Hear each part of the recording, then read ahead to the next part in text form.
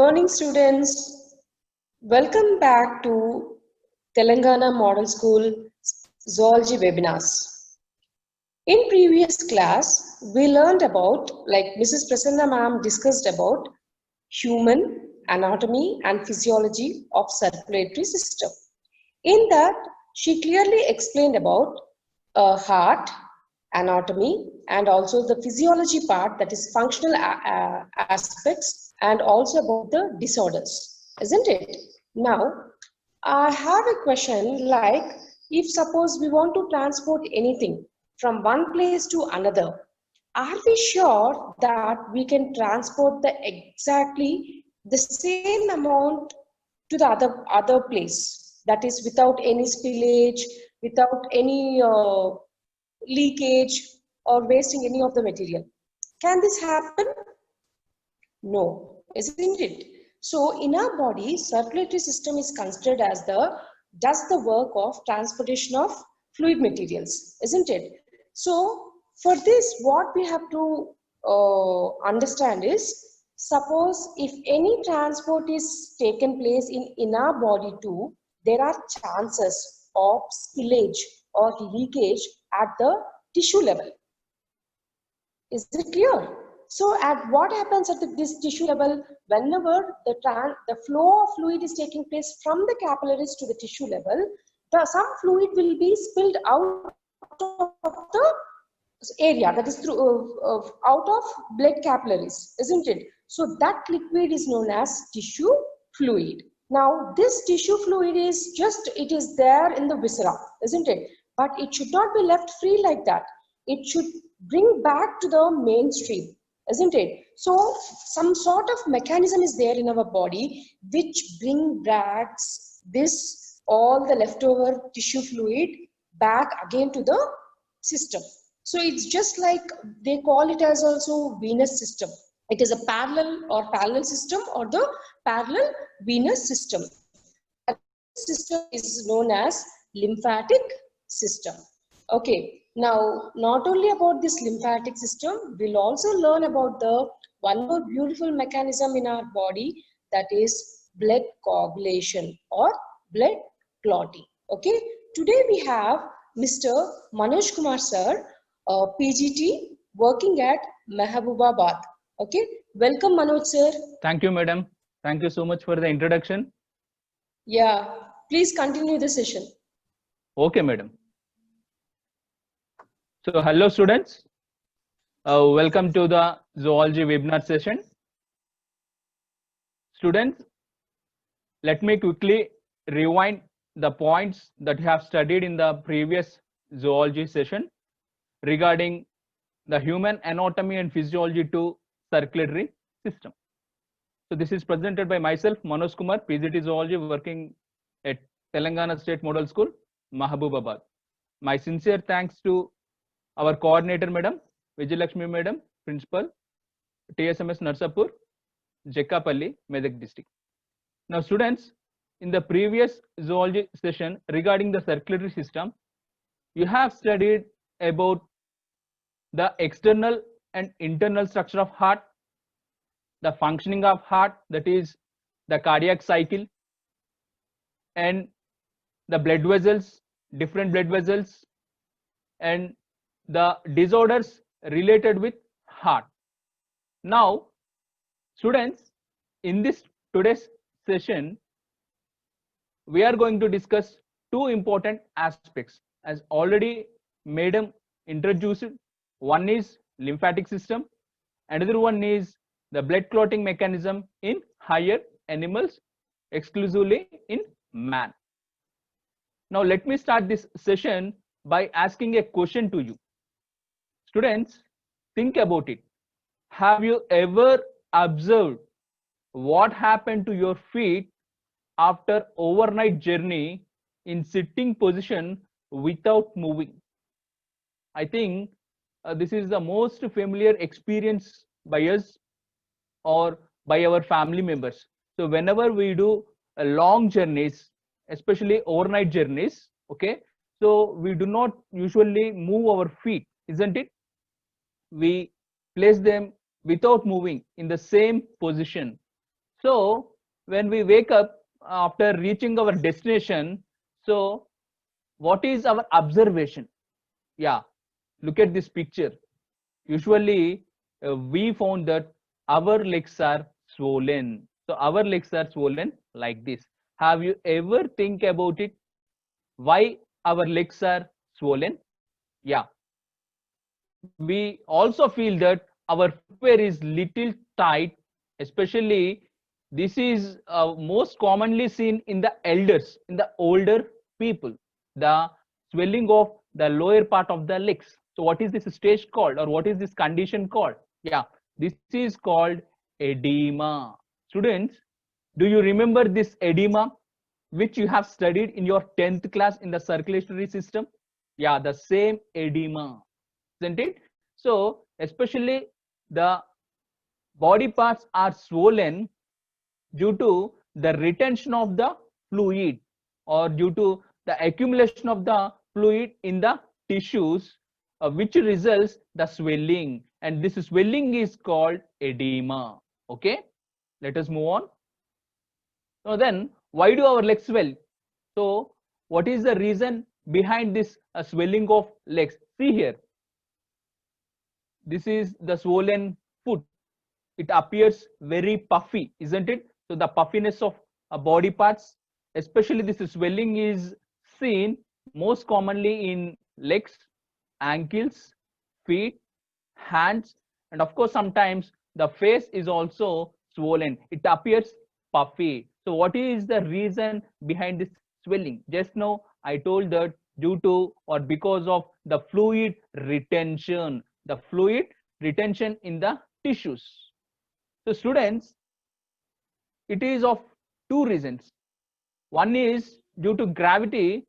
What happens if you stand or sit in the same position without moving for too long? What happens? So due to the gravity, naturally the water is pulled down at the tissues, and because of this retention of the water, or because of the retention of the fluid at the tissues, so the tissues become, or the cells become swollen. Okay, and now the body part, that particular body part become puffy. Okay, so this stage is called as edema. Okay, so edema, we can even put O also in front of this E. We can write either the way, either with O or without O. So this is spelled like edema. Edema is a condition arise due to retention of fluid at the tissues. Okay, now why I introduced this topic with these two pictures: swelling of legs, of feet, condition called edema, how this is related with our today's topic, that is lymphatic system. Yeah, very much relation is there, this edema and the lymphatic system. So before I start the lymphatic system, let us have a look at the contents of the today's session. So introduction to the lymphatic system, and of course we compare the blood vascular system versus a lymphatic system. So some comparison and some contrasting. Okay, and lymphatic system and its components, lymphoid organs, lymph and its composition, functions of the lymph and lymphatic system, hemostasis, that is a blood clotting, a mechanism of blood clotting and the different stages of blood clotting factors, and anticoagulants. So these are the contents of the today's session. Now look at this picture, students. Here in this picture, you are able to see the circulatory system and the chief pumping organ of the circulatory system, especially the blood circulatory system or the blood vascular system. Students, let me tell you one thing, that in higher animals, there are two circulatory systems. One, which you have already studied, that is a blood circulatory system or blood vascular system. So this is the picture relating with this blood circulatory system, where the heart is the chief pumping organ which pumps the blood into the blood vessels, and we have blood vessels and blood. So these are the components of the blood vascular system. So this picture represents the blood circulatory system. Whereas students, in higher animals, we have one more circulatory system, which is called lymphatic system. Now, this picture shows the lymphatic system. There are some similarities between these two circulatory systems and also some differences between these two circulatory systems. Both a blood vascular system and the lymphatic system are the integral components of the circulatory system. Remember this, both a blood vascular system and lymphatic system are the integral components of the circulatory system. Okay, now look at this picture. This picture shows the lymphatic system, which used to contain different components. There are different components in the lymphatic system which are going to be discussed in the coming up session. Okay, now the lymphatic system, this can be also called as lymphoid system. So what is the specialty of this lymphatic system? Though we have the blood circulatory system, what is the purpose of this lymphatic system? So students, the lymphatic system plays a major role in performing two functions. One is returning the tissue fluid back to the main bloodstream or to the center circulation. So one of the major function of the lymphatic system is to return all the tissue fluid that is left over at the tissues. So the lymphatic system is mainly dealing in returning all the tissue fluid back to the blood circulation, the first thing. And the second important function of the lymphatic system is to provide immunity, immune system. As a part of immune system, the components of the lymphatic system, the very important components of the lymphatic system are lymphocytes, the cells. Okay, so they fight against the infections and gives protection to our body. So the two important functions of the lymphatic systems are, one is returning the tissue fluid back to the bloodstream, another one is providing protection to the body from foreign particles that invade us, especially such as bacteria or viruses or any foreign particle or pathogens. So the body is protected by this lymphatic system. So it works a part of immune system. Okay, so what is this lymphoid system? Okay, now this is a system which is made of extensive network of thin-walled vessels. See in this picture, if you see the entire body, as we have a blood circulatory system, all the body parts of our body are distributed by these blood vessels. Similarly, an extensive of thin-walled tubes are present throughout the body. Okay, and all these network of thin-walled tubes converge to form the lymphatic system. So this lymphatic system is a network of tissues and organs that help rid the toxins, waste and other unwanted materials from the body. It is very important to note here that the lymphatic system is absent in the central nervous system, and it is also absent in bone marrow and tissues without blood vessels. So the tissues in our body without blood vessels are nothing but cartilage. So here in these parts, you generally do not see the lymphatic system. So the central nervous system, which comprises of brain and spinal cord, the bone marrow, the tissues without blood vessels, that is without the circulation of blood, that is cartilage. So in these parts, generally you do not find the lymphatic system. So lymphatic system, it represents an accessory route which interstitial fluid flows from the tissue spaces into blood. Lymph here, as blood vascular system mainly contains blood as its component. Here in the lymphatic system, the main component is lymph, which is a fluid tissue. So students, in your first year, you have studied about two fluid tissues. One is blood, another one is lymph. So both blood and lymph are the two fluid tissues seen in our body. Okay, so lymph is the vital link between blood and our tissues. So what is the link between our blood and tissues? Lymph is the fluid tissue which connects our blood and tissues, by which what happens, the essential substances pass from blood to cells. So what are those essential substances? Such as oxygen and nutrients, isn't it? So the oxygen and nutrients are supplied from blood to cells by means of this lymph, and as well as the excretory products, the metabolic waste materials such as the nitrogenous compounds that you have studied in the excretory system, and the carbon dioxide that is released by the cells as you have studied in the respiratory system. So these excretory products are collected by the lymph and they are returned back to the blood. So lymph is acting like a vital link or a connecting link or a mediator between blood and tissues. Okay, and lymphatic system is commonly considered as a parallel system to venous system. Students, do you remember in the blood vascular system you studied about two systems? One is arterial system, another one is venous system. Arterial system is exclusively meant for the supply of oxygenated blood to all parts of our body, whereas venous system is a system of blood vessels which collects the deoxygenated blood or impure blood from various parts of our body and which is returned to the heart, isn't it? So this system is called as venous system. Now the lymphatic system is almost similar. It is very much similar to the venous system. So what does this venous system do?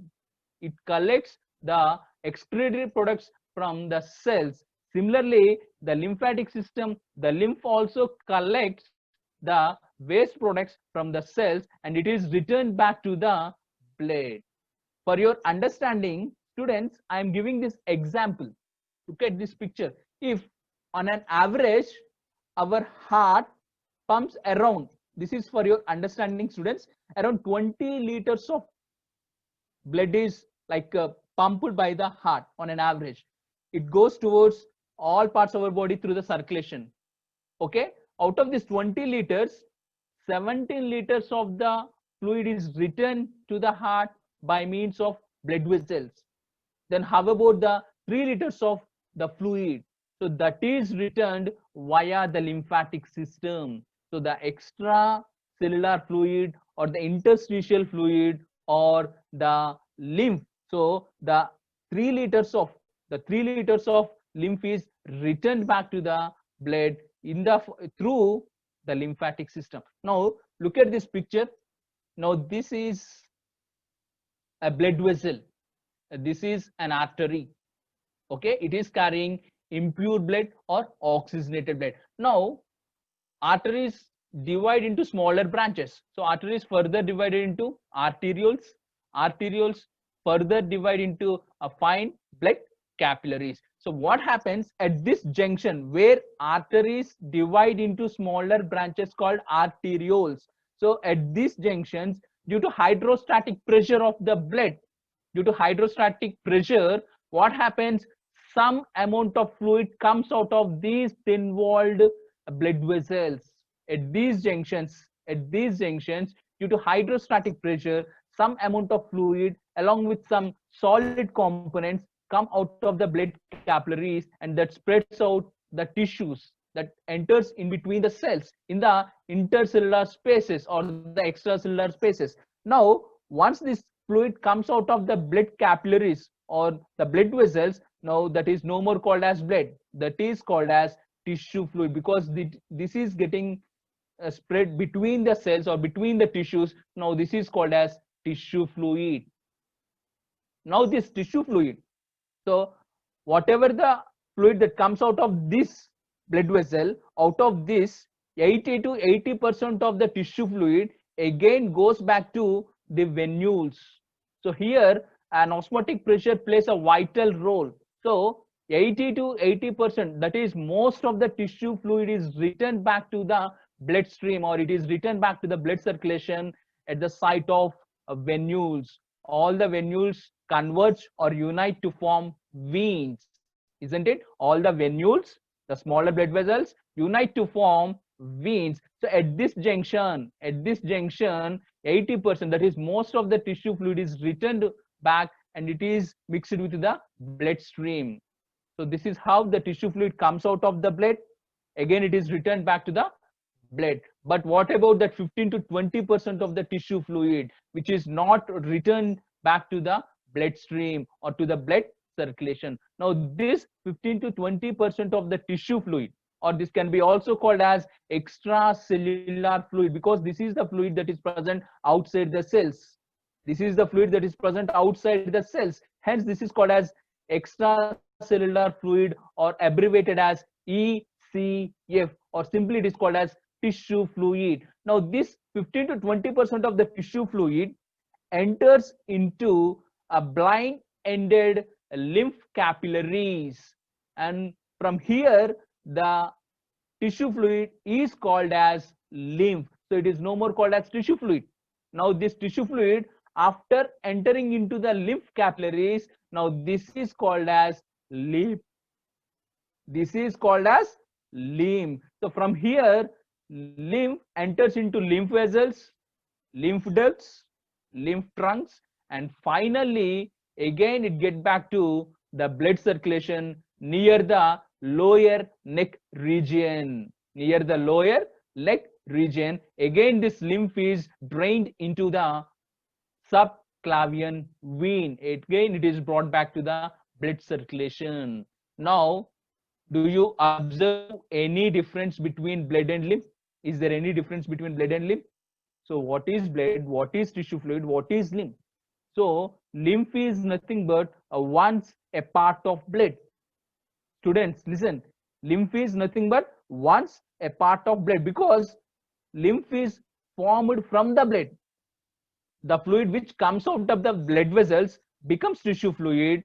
Now this tissue fluid, some amount of the tissue fluid, after entering into the lymph capillaries and lymphatic system, now this is called as lymph, and this is how again this lymph is brought back to the blood circulation. So this picture shows how blood comes out of the blood vessels, how it becomes tissue fluid, and after entering into the lymph capillaries, how this tissue fluid becomes lymph. Again it is brought back to the blood circulation in the lower neck region. It is mixed with the blood in the subclavian vein, and from here again the vein empties this blood into the heart. Now let us compare and contrast the blood circulatory system to that of lymphatic system. So are there any similarities? Definitely there are some similarities and some dissimilarities. Now the blood vascular system is a closed type of circulatory system. Students, in your first year you have studied about these two types of circulatory systems. One is closed type, another one is open type. So you can easily distinguish between these two. So here among the two circulatory systems, the blood vascular system is closed type, because the blood is confined within the blood vessels. It does not come out of the blood does not come out of the blood vessels. Once it comes out, it is no more called as blood. So blood is confined, blood is restricted to flow only within the blood vessels. Hence this is called closed type. Whereas in the lymphatic system, where does this lymph come from? So this comes from tissues. So the tissue fluid, after entering into the lymph capillaries, then it becomes lymph. Hence this is an open type of circulatory system. So lymphatic system is open type of circulatory system. So what are the components of blood vascular system which you have studied in the previous session? So the components of blood vascular system are heart, blood vessels like arteries, veins, blood capillaries, and most importantly blood. Then coming to lymphatic system, what are the components? Here we have lymph ducts, lymph vessels, and the colorless lymph, the colorless fluid lymph. So here in the blood vascular system, blood is the component, whereas in the lymphatic system, the lymph is the component. Now the blood is further distinguished into plasma and blood cells are present. Different blood cells are present in the blood. There are RBC, red blood cells, erythrocytes, WBC cells, leukocytes, and platelets. Whereas in the lymph is also distinguished into plasma and cells. So here the cells in the lymph are called as lymphocytes. So these lymphocytes are almost similar to leukocytes or WBC cells. Now the major difference between blood and the blood is red in color. The blood is red in color due to the presence of red blood cells or erythrocytes, because they contain a special respiratory pigment called hemoglobin. So due to the presence of hemoglobin, the blood appears red in color. As this lymph do not contain red blood cells, so the lymph is lacking red blood cells. So there is no respiratory pigment. As there is no respiratory pigment in the lymph, so the lymph appears colorless or pale colored fluid. So what is the color of lymph?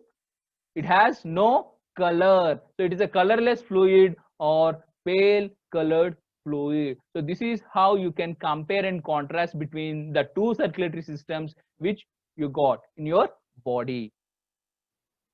Now this is the lymphatic system. Students, look at this picture. Here there are certain components in the lymphatic system. I shall explain in detail each and every one.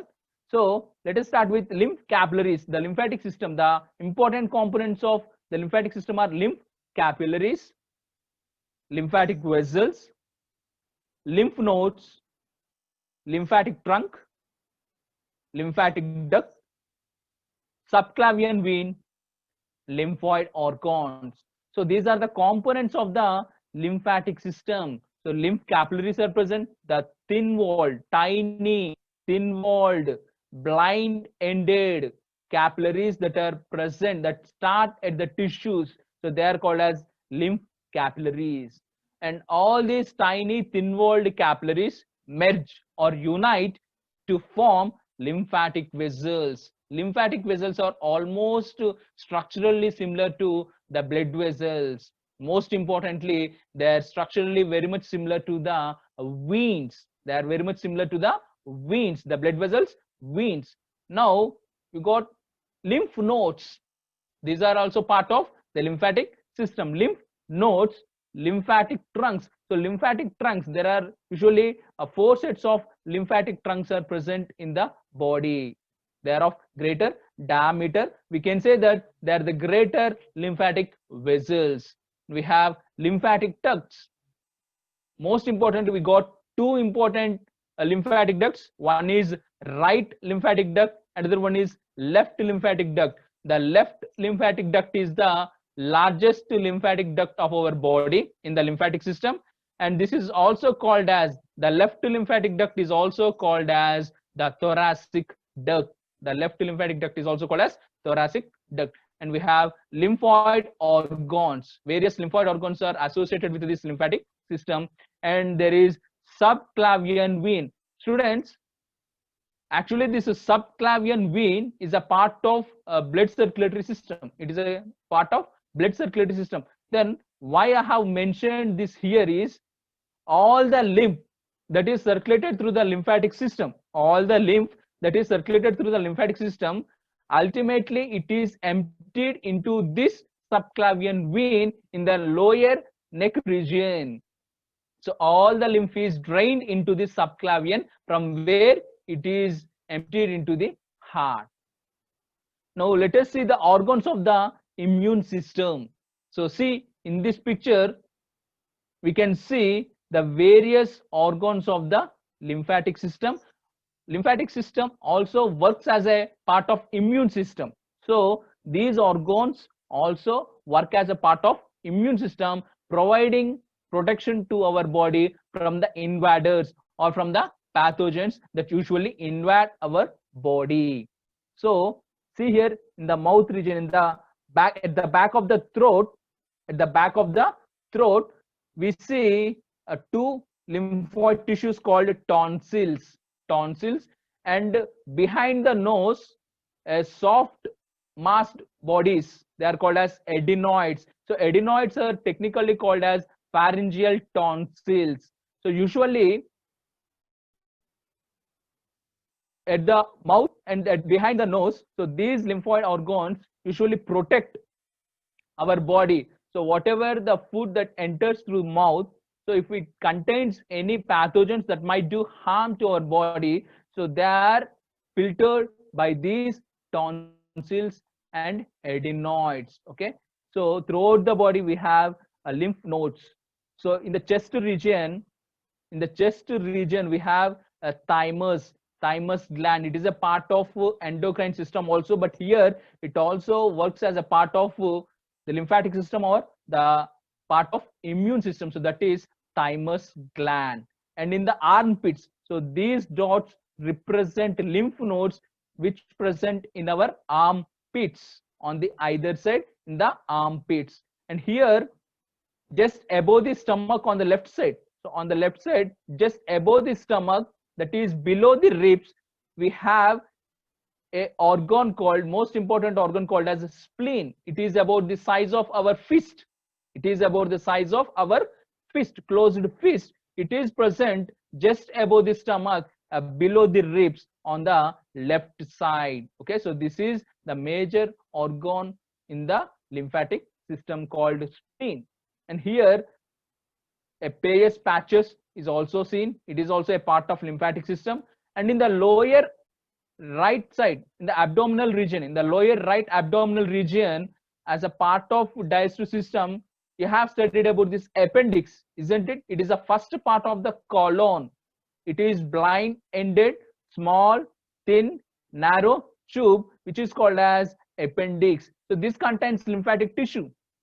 And this lymphatic tissue usually responds to the, it shows immune responses. The lymphatic tissue of this appendix shows immune responses. So it also acts as a part of immune system as well as lymphatic system. Okay.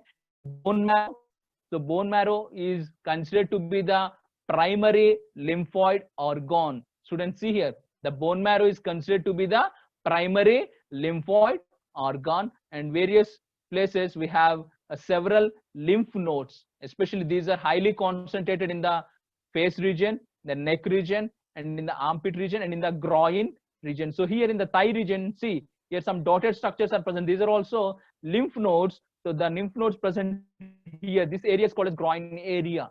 So in the armpit areas, in the groin areas, we find a more number of lymph nodes, and these are the lymphatic vessels. These are the lymphatic vessels. So on a whole, this picture shows the various lymphoid organs, Now let us see one by one. So the organs of lymphatic system. So they are differentiated into three types.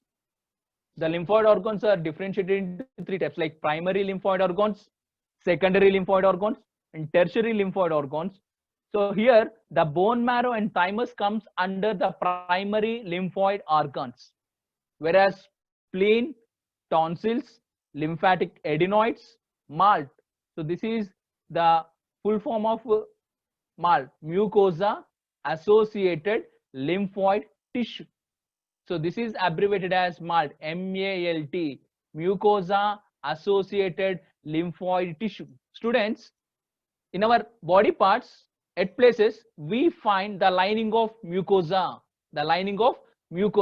So at these places, we find this tissue. Hence, as this is associated with the mucosal lining, so this is called as mucosa associated lymphoid tissue. So generally, we find this mucosa associated lymphoid tissue in the gut region, in the gut, that is gastrointestinal tract.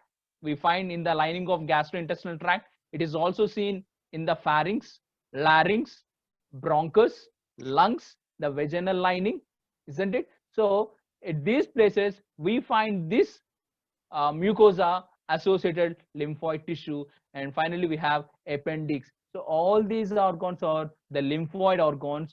Among these, the first two, that is bone marrow and the thymus, are considered to be the primary lymphoid organs. Why these two? Why bone marrow and thymus are called primary lymphoid organs? It is because these two organs are very much responsible for the production of immune cells like B cells, T cells. These are nothing but the lymphocytes of the lymphatic system. So these lymphocytes are produced by these two organs, and also the maturation of these lymphocytes takes place by these two organs. So bone marrow and thymus are responsible for the production of lymphocytes and as well as the maturation of the lymphocytes. Hence, these two organs are called as the primary lymphoid organs. And coming to the spleen, tonsils, lymphatic adenoids, MALT, appendix. So these are called as the secondary lymphoid organs. The secondary lymphoid organs are very much responsible for the adaptive immune responses. So here, these lymphoid organs usually filter the lymph. So whenever the lymph that is circulated through the lymphatic system, that will reach these organs, these secondary lymphoid organs. So whenever the lymph reaches these organs, so the lymph is thoroughly filtered. If at all any pathogens or bacteria, viruses are present in the lymph, so they are filtered by these secondary lymphoid organs, and from there the lymph is further circulated and it is being emptied into the blood circulation. So this is how you can differentiate the lymphoid organs based on their function as primary lymphoid organs and secondary lymphoid organs. It is further also differentiated into tertiary lymphoid organs, but they do not have that much significance in the lymphatic system. Now coming to the lymphatic vessels. So look at this picture. So this is the lymphatic vessel. So in this, the circulation of lymph, the blue colored, the light blue colored fluid is nothing but the lymph, which is also called as interstitial fluid, because here see, this is a tissue like the cells, outside the cells. So this is the fluid which is called as extracellular fluid or tissue fluid. So this gradually enters into these lymph capillaries and lymph vessels. So once this tissue fluid enters into the lymph capillaries and lymph vessels, now this is called as lymph. This is called as lymph. So these are lymph vessels. So the lymphatic vessels are also called as lymphatics. The lymphatic vessels are also called as lymphatics, which are thin-walled vessels. Almost they are structured like blood vessels. So a very common thing, there is more similarity between the lymphatic vessels and veins. Veins are a type of blood vessels, isn't it? So veins generally have a one-way valves, isn't it, students? Which you have studied in your 10th class also. So the veins have a one-way valves. Similarly, the lymphatic vessels also have one-way valves. So these one-way valves prevent the reverse flow of the lymph. The reverse flow of lymph is prevented by these one-way valves. So in this way, structurally, we can compare the lymphatic vessels to that of veins, of blood circulatory system. And both in veins and lymphatic vessels, the fluid is circulated by the pumping action of muscles, isn't it? In the arteries, the blood is circulated by means of the pumping action of heart, isn't it? But when it comes to veins, the blood is circulated by means of the pumping action of muscles, isn't it? In the similar manner, the lymph in the lymphatic vessels also flow by the action of muscles, So these muscles, the muscles act as a pumping organ of the lymph, which flows inside the lymphatic vessels. So these are the lymph capillaries, the thin-walled, tiny, thin-walled, and blindly ended in the tissues. So this is the picture showing the lymph capillary. So see, this is tissue. All cells, the group of cells is called as tissue. Okay. So these tiny thin-walled vessels are called as lymph capillaries. So now this tissue fluid enters. So these arrow marks indicate the entry of the tissue fluid or the extracellular fluid into the lymph capillary. So once the tissue fluid enters into the lymph capillary, now that is called as lymph.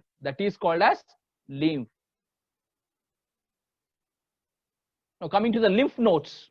So lymph nodes are usually bean-shaped structures or oval-shaped structures. So a lymph node, or it can be also called as lymph gland. So lymph gland is a kidney shape. So see here in this picture, this almost resembles a bean shape or a kidney shape, or sometimes some lymphatic nodes are oval in shape. Now what does this lymph node usually do? These are the major sites of lymphocytes. So lymph contains plasma and cells. What are these cells called? Lymphocytes. So these lymph nodes are having numerous numbers of what lymphocytes. So the lymph nodes are the sites of the lymphocytes. So lymphocytes are highly concentrated in these lymph nodes. And what does this lymphocytes generally do? So generally, whenever the lymph reaches these lymph nodes, so whatever the pathogens or the bacteria or viruses that are present in the lymph are filtered by these lymphocytes. Okay, so the lymphocytes are like two types: B lymphocytes and T lymphocytes. Okay, so they are commonly called as B cells and T cells. So these are present in the lymph nodes. And lymph trunks. Okay, so lymph trunk is a collection of lymph vessels. So all the lymph vessels converge, unite to form a greater lymphatic vessel, which is called as lymph trunk. So all the lymphatic vessels unite to form or merge with one another to form lymph trunks, isn't it? So this carries lymph and is formed by the confluence of the convergence of many efferent lymph vessels. So this in turn drains into one of the two lymphatic ducts. So lymph trunks further empty the lymph into the lymphatic duct. So in our body, in the lymphatic system, we have two important lymphatic ducts. One is right lymphatic duct, another one is thoracic duct. Thoracic duct is also called the left lymphatic duct. So this is of greatest of the lymphatic ducts of our lymphatic system. So comparatively, the left lymphatic duct is larger than the right lymphatic duct. This is also called as thoracic duct. So these two ducts empty all the lymph into the subclavian vein. So see here, again a pair of subclavian veins are present. Okay, so one is towards right side, that is called as right subclavian vein. Another one is running on our left side, which is called a left subclavian vein. So the lymph that is brought by these two lymphatic ducts, okay, so that two lymphatic ducts leads into this subclavian vein in the neck region, lower part of the neck region. So all this lymph is drained into the bloodstream. So this subclavian vein is a part of blood circulatory system. As I already mentioned earlier, the subclavian is a part of blood circulatory system into which all this lymph is emptied or drained. And from here, the blood is entering into the heart. The blood is entering into the heart. So in this picture, you can see the thoracic duct. So the thoracic duct entering into the subclavian vein. So here, these are the right subclavian vein, and this is the left subclavian vein. And here, the right jugular vein, and here the left jugular vein is also seen, where the thoracic duct drains all the lymph into this blood vessels. Means the lymph is again brought back to the blood stream or to the blood circulation. So lymph is nothing but once a part of blood. So it comes out of blood vessels, becomes tissue fluid. After entering into the lymph capillaries, becomes lymph. Again, through the circulation of lymphatic system, again it is brought back to the blood stream. So this is the formation of the lymph. So the most important site of lymph formation is interstitial spaces or tissue spaces. Remember this, students. What is the most important site of the lymph formation is interstitial spaces, because these are the spaces where the blood comes out of the blood vessels because of hydrostatic pressure. Okay, so becomes tissue fluid. And see here, these are all the blood capillaries. So this is arteries, arterioles, and this is venules. So here, see, at this junction, due to hydrostatic pressure, all the some amount of fluid with some solid particles come out of the blood vessels, isn't it? Becoming tissue fluid. Now these green colored structures, these green colored structures are called lymph capillaries. Now out of this 100%, 80% of the tissue fluid is returned back to the bloodstream at this junction.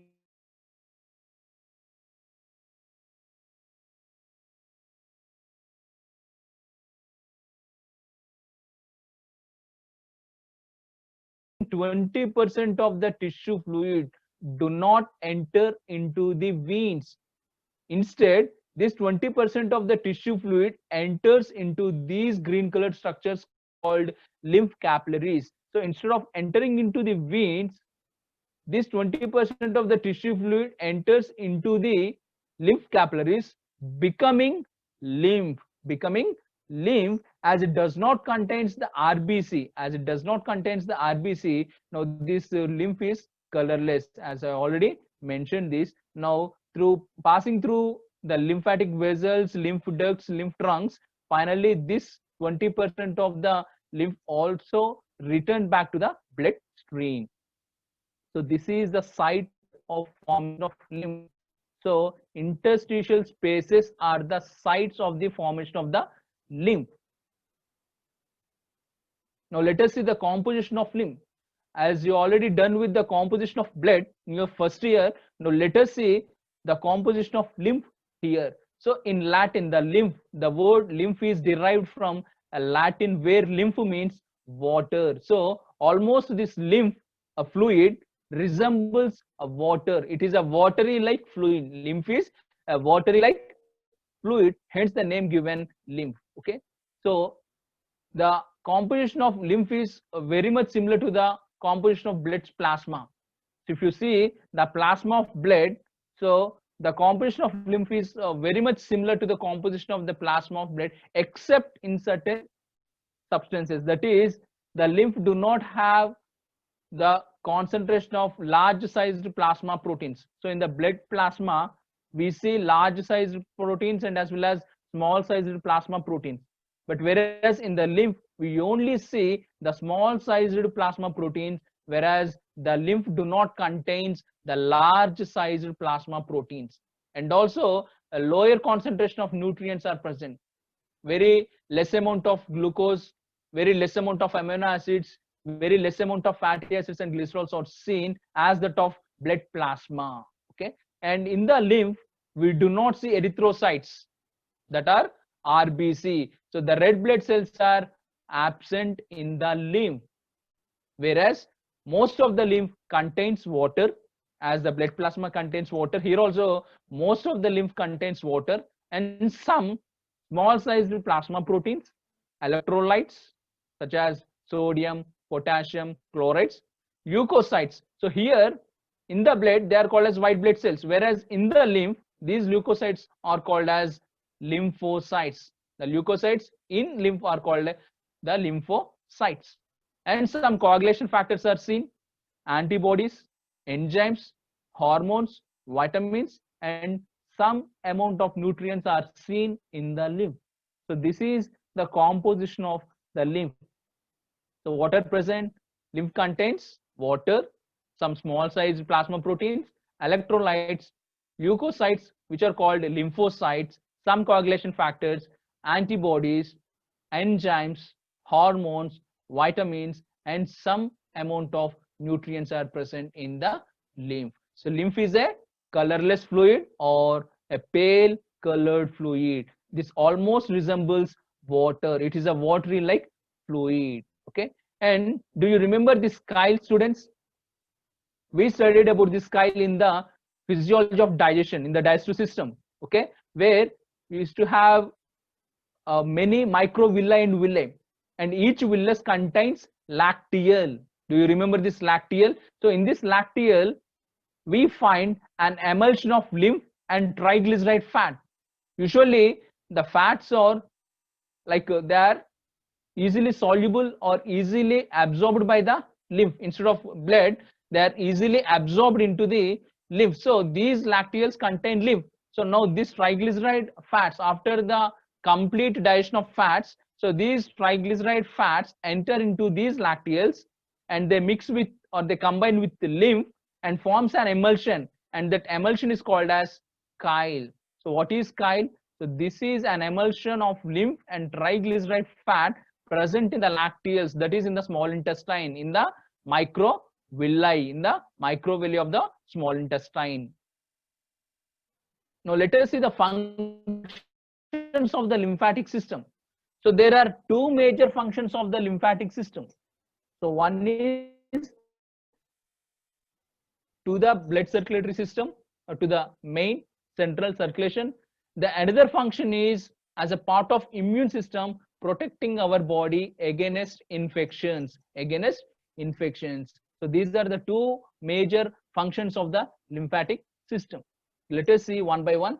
So lymph returns some ECF in the sense that extracellular fluid.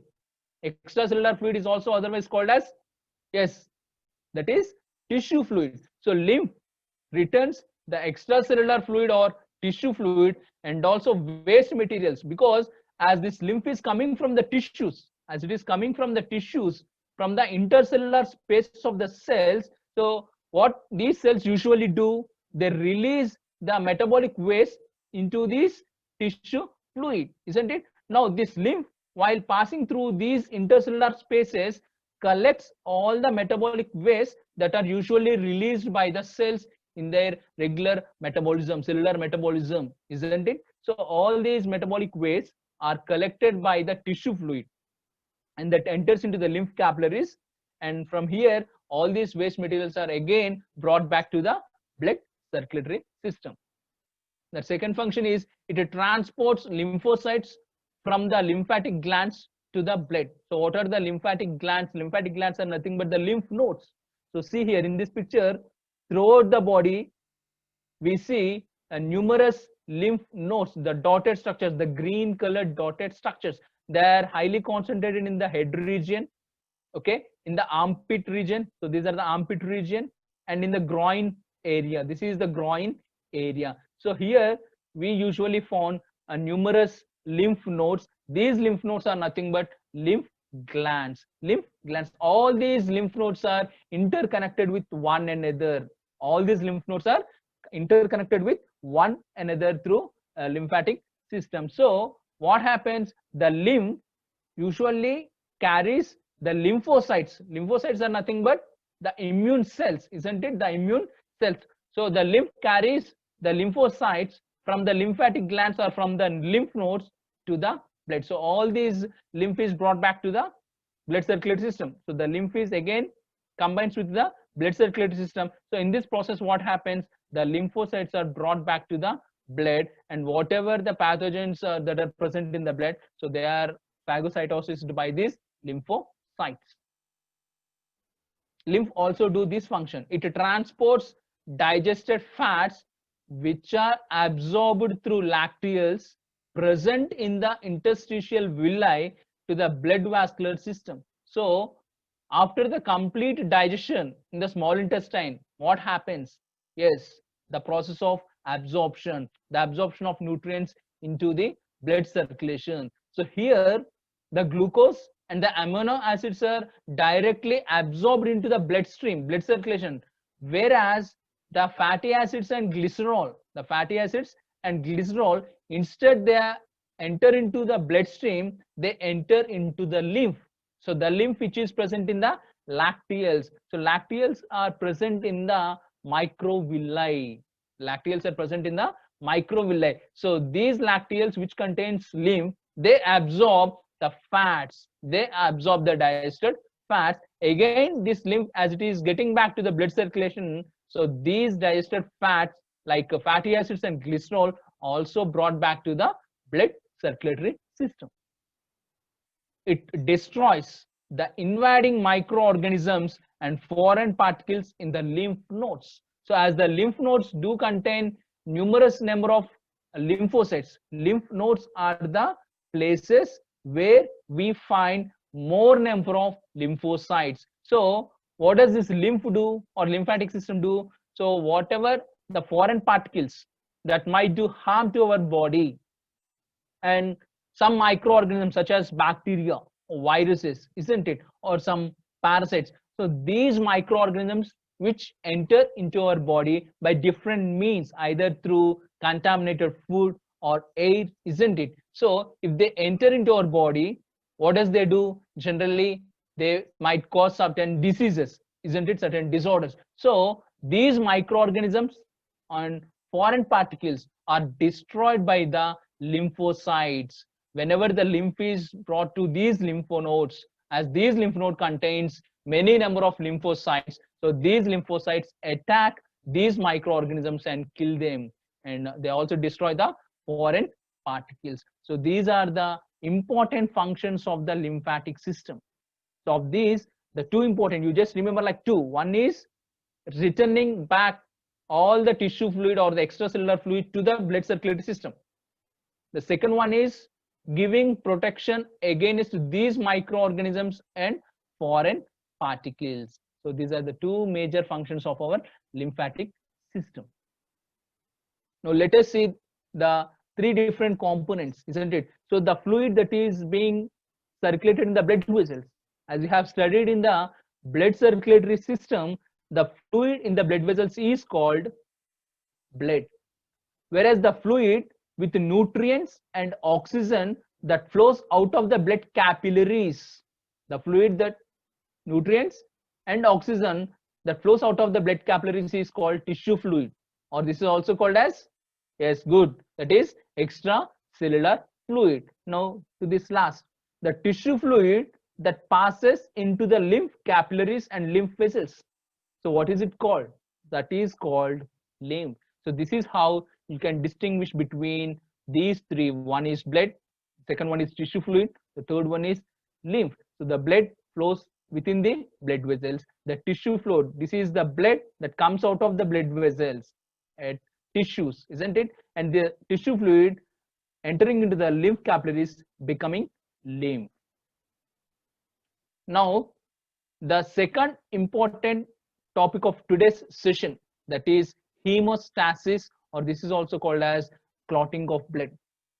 Now in the blood circulatory system, the hemostasis is a very important topic of the blood circulatory system. So this is also called as a clotting of blood. Now students, look at this picture. Whenever you cut your finger, what happens? Whenever you cut your finger, immediately the blood starts coming out, isn't it? The blood bleeding takes place, the bleeding of blood takes place. But after a short time, what happens? Naturally the bleeding of blood gets stopped. The bleeding of blood gets stopped naturally. And what is this process called? Clotting. This is called blood clotting. Because of this feature, that is clotting of blood, all the animals are able to survive in the wild, because in the wild all the animals, they may be injured by different means, isn't it? So whenever injuries occur, there is a blood loss, bleeding of blood takes place. By naturally the bleeding of blood gets stopped. So by this what happens? The animals able to live successfully, because if the blood do not stop bleeding, what happens if the blood tends to bleed continuously from the wound or from the injured part? What happens? So the entire body loses blood, and it may be leading to sometimes death also. It is like a life threatening situation. So it is very, very necessary process, an essential process, with which this is an important feature. We can say that this is an important feature of the higher animals, where they lead a successful life because of this mechanism. Let us see in detail what is this hemostasis means. It is a process to prevent and stop bleeding. So what is hemostasis? Hemo means blood, stasis, standing. Stasis means standing, hemo means blood. So here the bleeding gets stopped. So it means to keep blood within the damaged blood vessel. So whenever injury occurs, the blood vessels get damaged, they ruptured. So from here, from the ruptured blood vessel, what happens? The blood starts coming out, the blood oozes out, the blood bleeds. So what is hemostasis? So from here, from the damaged blood vessel, the bleeding of blood gets stopped, and this mechanism is called hemostasis. Hemostasis. So this is the first stage of wound healing. So whenever injuries occur, so the wound healing takes place from this stage, that is the blood clotting. If blood clots, then that is the first stage of wound healing. So this is the picture showing the process of coagulation. So the blood clotting is also called coagulation. So the coagulation process. So this picture, so this is the normal blood vessel. This is the normal blood vessel blood cells. These are the blood cells. These are the WBC cells. Okay. Now this is the wall of the blood vessel. This is the wall of the blood vessel. So in this second picture, see, some injury occurred. So due to this injury, what happened? Some damage or some rupturing of blood vessel. So here the blood vessel is ruptured. As the blood vessel is ruptured, so there is a leakage of blood. The blood is coming out of the blood vessel. So this is like blood bleeding. What is this called? This is a blood bleeding. So if a small injury occurs, if there is no blood clotting mechanism, so what happens? The blood will bleed profusely, and that might lead to a blood loss. Okay, so see here, after a short time, within 3 to 6 minutes, within 3 to 6 minutes, so see here what happened to this blood vessel at this damaged part, at this injured part. So see here, some kind of mechanism, some physiological process occurred, and with which the bleeding of blood is stopped. So here, see, now the blood is not oozing out, the blood is not bleeding, the blood is not coming out of the blood vessel, because at this part or at this site where the blood vessel is ruptured or damaged, see, some physiological process took and the bleeding of blood is stopped. So now this entire process is called a mechanism of blood clotting or the blood coagulation process. So this is the normal blood vessel, ruptured, blood is coming out, blood bleeding taking, and here within short time the blood bleeding gets stopped due to this process called coagulation process. So coagulation, this is also known as clotting. Coagulation is also known as clotting. So this is the process by which blood changes from liquid to a gel, forming a clot. So what is clotting? Clotting is nothing but the transformation of the fluid into a semi-solid or gel, so which is nothing but a clot, that is called clot.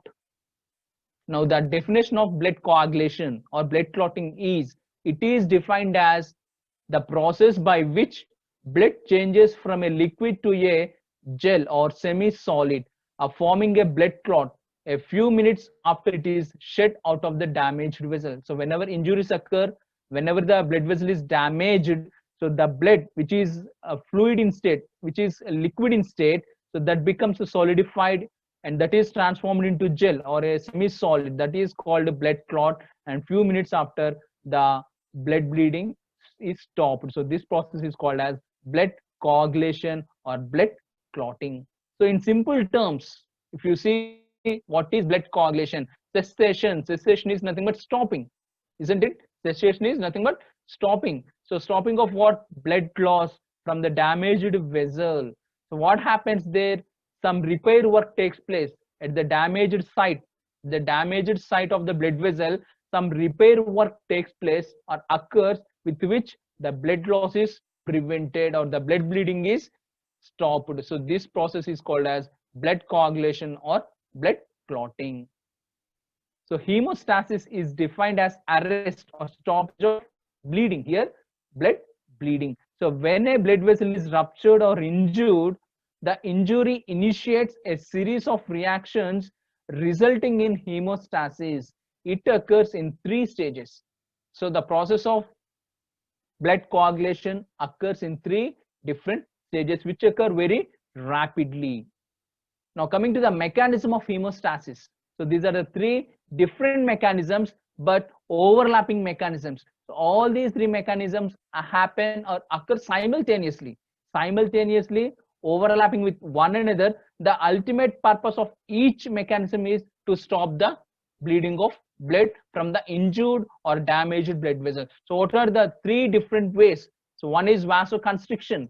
Here vaso means vascular, vessels, that is blood vessels. Constriction is becoming narrow. So in this vasoconstriction, what happens? The smooth muscles that are present in the wall of blood vessels, so there at the site of the damaged part, so these smooth muscles contract intensively or strongly. So due to the strong contraction of the smooth muscles that are present in the wall of the blood vessel, so that makes the lumen of the blood vessel becomes narrow and narrow, and it is so strong. Sometimes what happens, the complete blockage of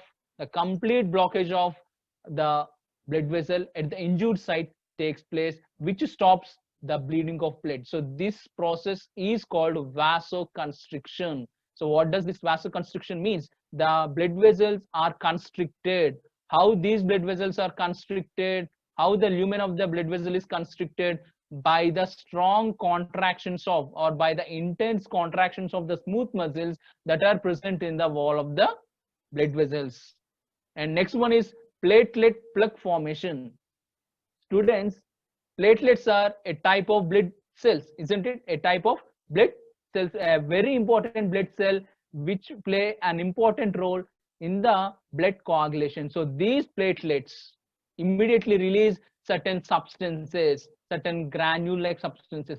A variety of substances are secreted by these platelets whenever any damage or injury occurs to the blood vessel, when blood starts oozing out or bleeding out of the blood vessel. So immediately these platelets release certain substances. These substances activate further the platelets, and here the three main processes takes place. One is like adherence in the sense that the platelets connect or combine or attach with one another, forming a plug-like formation, like that is like a barrier against the blood flow out of the blood vessel. So this is how all the platelets unite with one another to form a mass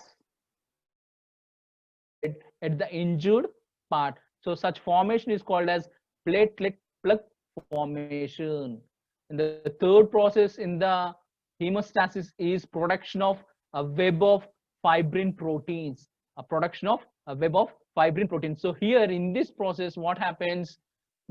Injured blood vascular, the endothelium part, the proteins that are present in the plasma of blood, the platelets, all these together work a number of physiological reactions in the cascade fashion, the rapid sequence manner, to prevent the blood loss from the damaged part. So this is also a type of blood coagulating mechanism. Let us see the three in detail. So vasoconstriction. So see here in this picture. So this is the normal blood vessel. Yeah, this is the normal blood vessel. So whenever injury occurs or damage occurs to this blood vessel, so see here how the lumen of the blood vessel is becoming narrow. So this is being constricted by the intense contractions of the smooth muscles that are present in the wall of the blood vessel. So see here how the lumen or the blood vessel is constricted. So this process is called as vasoconstriction. So this is a constricted blood vessel. So this is the constricted blood vessel. So by this, what happens? The loss of blood is prevented as the lumen becomes narrow and narrow, or sometimes it is completely blocked. Sometimes it is completely blocked and we do not see further blood bleeding from this part. So this is the vasoconstriction. Now platelet plug formation. So this is platelet, a type of blood cell, isn't it? Megakaryocyte. From here production of platelets takes place. Okay, so see here, this is the blood vessel, and here this is the injured part, the damaged part of the blood vessel. So once the damage occurs, the injury occurs to this blood vessel, so immediately what happens? The platelets are produced in huge amount. So huge amount of platelet production takes place, and all these platelets come here to this site of injured part. So with one another, all the platelets combine to form a plug-like structure, which obstructs the flow of blood at this site. So all the platelets unite with one another, that is like adherence. So unite with one another, forming a structure called as a plug, and hence as this plug is formed by the platelets, so this is called as platelet plug formation. So this platelet plug formation takes place thus prevents the loss of blood from this injured part. So this is second mechanism in the blood coagulation. And the third one is production of web of fibrin proteins. So here, this is the third mechanism, formation of clot. So this is the actual procedure or the actual mechanism where we see the formation of blood clot. So this picture shows, so all these are the blood cells that are entangled in the web of fibrin monomers, web of fibrin monomers. So this is a mesh-like network, and in this mesh-like network, all the blood cells are entangled or trapped. They are trapped in these minute spaces, and they get solidified as they expose to the air. So they get solidified. So from liquid state to they're becoming gel, a semi-solid, isn't it? So this is how slowly the formation of clot takes place. The blood clot takes place, and finally the blood bleeding is stopped. So the third mechanism where the production of web of fibrin proteins. So during this process, what happens? The fibrinogen, the most important plasma protein, the most important plasma protein that is seen in the plasma of blood, that is fibrinogen. So that is immediately converted into fibrin, and this fibrin will help in the formation of these mesh-like network. Okay, and all the cells are trapped in this mesh-like network, and that gets solidified, and the blood clot formation takes place. Now coming to the clotting factors. Clotting factors are the proteins that are present in the blood. They are synthesized by the liver. The clotting factors are nothing but the proteins. They are present in the blood plasma. They are actually synthesized by the liver. These proteins or the clotting factors, they help in the process of, or they play a major role in the process of blood coagulation. They participate in the process of blood coagulation. So a number of cascade reactions takes place. So the blood coagulation process is a complex process, and it is a dynamic process. It is not a very simple process, isn't it? It includes various physiological reactions which occur one after the other, a rapid sequence, isn't it? Like a cascade reactions. We used to call them as cascade reactions. So the reactions, like one reaction further leads to another reaction, that leads to another reaction. So this is how one reaction is linked or dependent on the another reaction. So such an occurrence of reactions is called as cascade reactions. So these clotting factors, the proteins, are involved in these cascade reactions, and finally they help in the process of blood clotting. So there are around 10 to 12 clotting factors. The one is fibrinogen, prothrombin, thromboplastin, calciumans, proaxelerin, proconvertin, antihemophilic factor, plasma thromboplastin, Stewart Power factor, plasma thromboplastin, Hageman's factor, fibrin stabilizing factor. So see here, the factor 6 is no longer referred as a clotting factor. So all these are proteins. Students, all these clotting factors are nothing but proteins. They are present in the plasma of blood, but they are actually synthesized by the liver. Let us see the mechanism of blood clotting. So this is the normal blood vessel. See here, this is the ruptured part or the damaged part. So here the blood platelets play an important role, and see the clot formation, and the bleeding of blood is stopped. In the 3 stages, the blood clotting process takes place. The stage 1 is formation of prothrombin activator. The second stage is conversion of prothrombin into thrombin. The third stage is conversion of fibrinogen into fibrin. So these are the 3 important stages. I'm not discussing all the stages. There are many reactions occurring in the process of blood coagulation, but we are taking very important stages. The 3 important stages in the process of blood clotting are formation of prothrombin activator. The second stage is conversion of prothrombin into active thrombin. The third stage is conversion of fibrinogen, which is present in the plasma, into fibrin. Now the formation of prothrombin activator can occur in 2 methods or in 2 ways. One is like intrinsic pathway, another one is extrinsic pathway. So the formation of prothrombin activator can occur in 2 methods. One is intrinsic pathway, second one is extrinsic pathway. So in the intrinsic pathway, what happens? See, from the injured part, so the blood vessel contains endothelium. So this, from this endothelium, when this is exposed to the blood, so this initiates these factors. So the inactive factor 12 gets activated. This further activates another factor, that is kininogen, and this finally forms prothrombin activator. So this is how in intrinsic pathway the prothrombin activator is formed. So that is when blood is exposed to the injured endothelium, which initiates the further reactions, and finally prothrombin activator is formed. In the eccentric pathway, if you see the extrinsic pathway, here the extravascular tissue come into play. So whenever the damage or injury occurs to the blood vessel, the blood is coming out of the blood vessel. When this extravascular tissue is exposed to blood, what happens, the extravascular tissue immediately releases a substance, extravascular tissue immediately releases thromboplastin, which further initiates the other reactions, and at last what happens, again the formation of prothrombin activator takes place. So students, remember, the formation of prothrombin activator can occur in two ways. One is intrinsic pathway, another one is extrinsic pathway. Intrinsic pathway is from the endothelium. When blood is exposed to endothelium, a part of damaged blood vessel, so the prothrombin activator is produced by a series of reactions. Similarly, in the extrinsic pathway, when the blood comes out of the blood vessel from the injured part, when it is exposed to extravascular tissue, so this extravascular tissue produces or initiates the reaction. As the extravascular tissue initiates, so this is called extrinsic pathway. So in this form also, finally prothrombin activator is produced. So next, stage 2, what happens to this prothrombin activator? Let us see here, stage 2. So this inactive prothrombin, so prothrombin is present in the plasma of our blood. Prothrombin is present in the plasma of blood in the inactive form.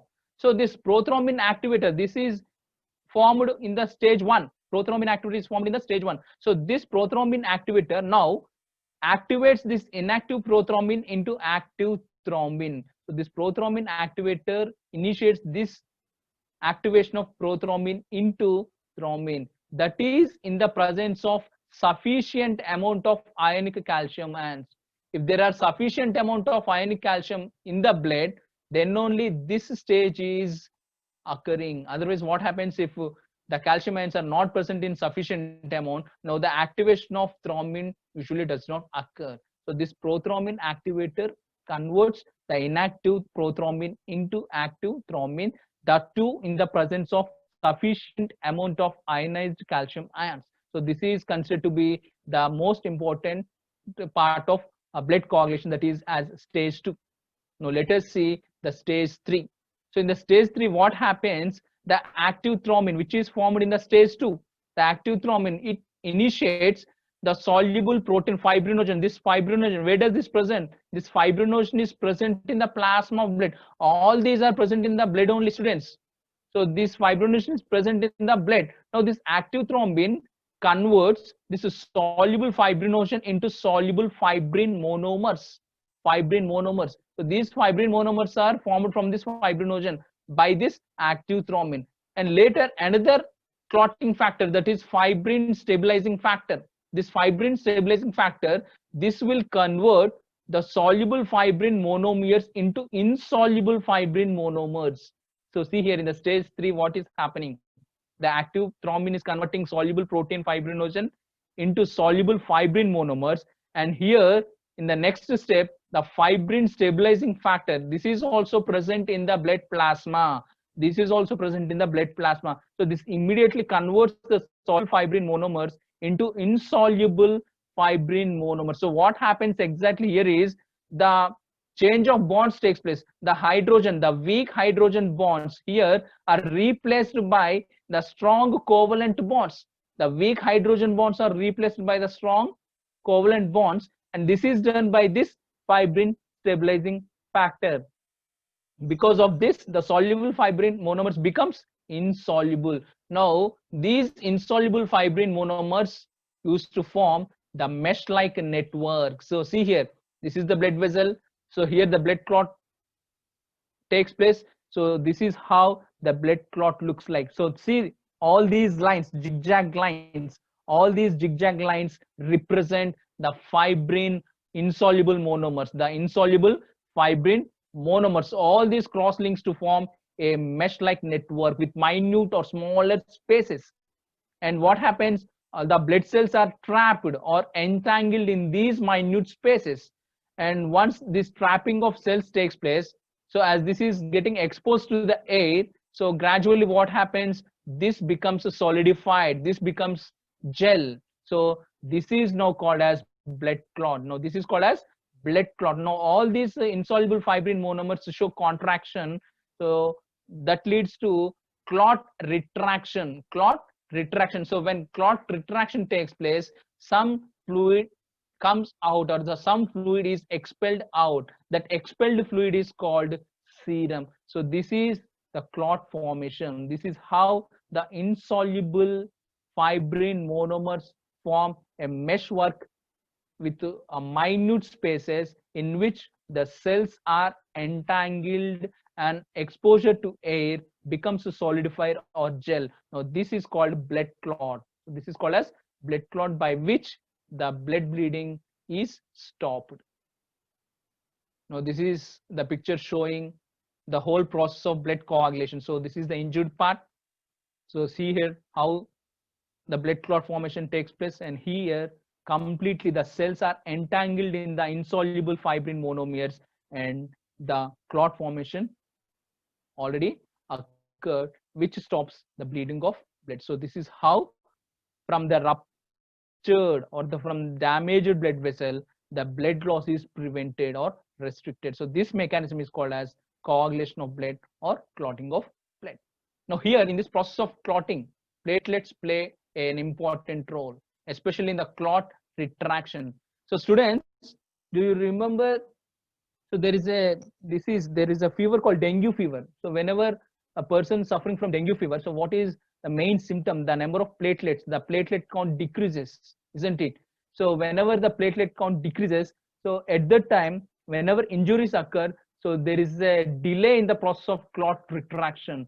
So the delay in the process of clot retraction is mainly due to the less count of platelets. So especially in the persons who are suffering from dengue, so in those persons, whenever the injuries occur at that time, so the clot retraction usually occurs at a delayed process. Okay, so platelets play an important role, the blood clotting and in the clot retraction.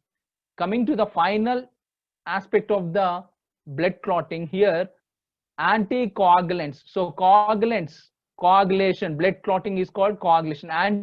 So there are certain substances in our blood which work against the process of coagulation, which work against the process, or which inhibit the process of coagulation. So those substances are called as anticoagulants, studied by you in the first year, isn't it? Anticoagulant substances. The most important anticoagulant substance is heparin. This heparin is present in the blood plasma. This is secreted by the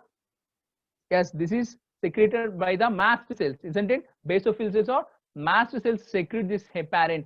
So this heparin prevents the coagulation, or this restricts or this inhibits the process of coagulation. Hence this heparin is called as anticoagulant substance. Now a similar kind of substance is called as warfarin.